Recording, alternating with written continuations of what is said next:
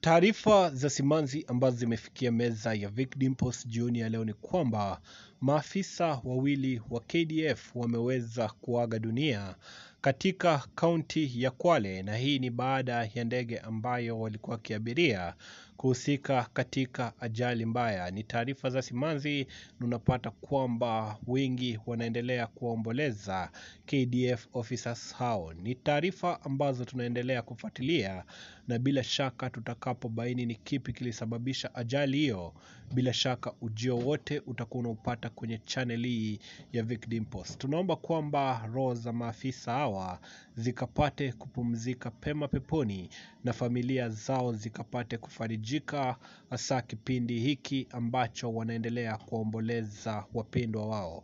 Tunaendelea kufuatilia taarifa hizi na updates zote utakuwa unazipokea kwenye channel hii. Subscribe kwa mengi zaidi.